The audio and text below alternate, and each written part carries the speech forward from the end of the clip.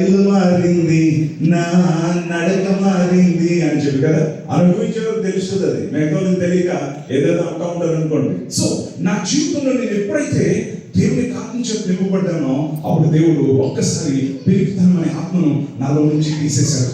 ఆ రోజు నుంచి నాలో చూపు, నా మాట, నా నిర్ణయాలు అన్నీ మారిపోయాయి. 2003లో 17 మందితో వైజాగ్లో మిరాకిల్ సెంటర్ స్టార్ట్ చేశాను.